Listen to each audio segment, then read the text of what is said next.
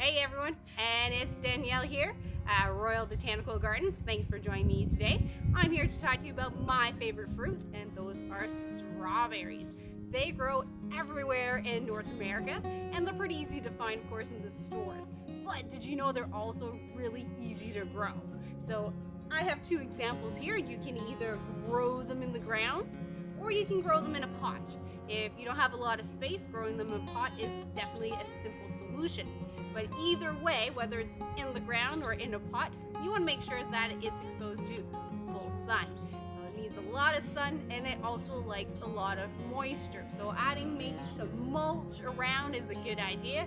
That is still something I have yet to do.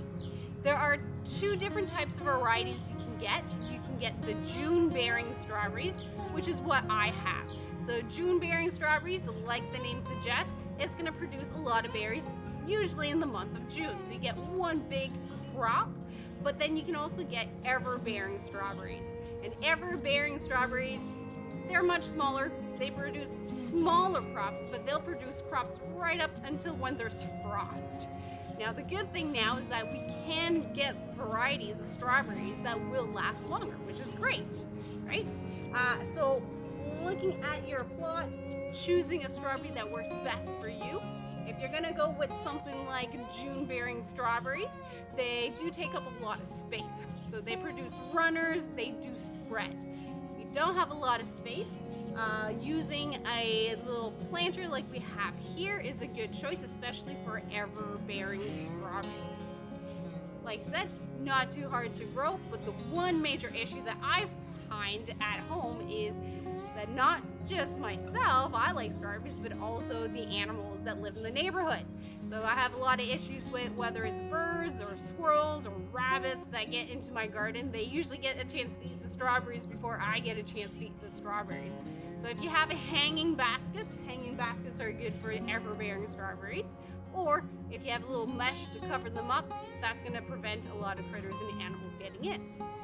Now, if you can't grow strawberries at home, you can always find them in the grocery store.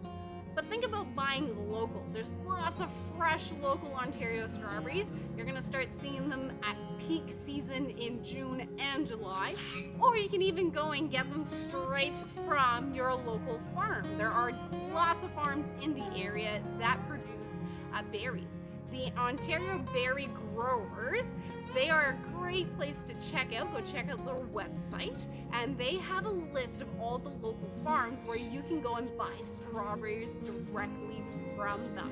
So if you can't grow strawberries at home, make sure you go check out some of your local areas where you can buy strawberries from either farmers markets or a local farm.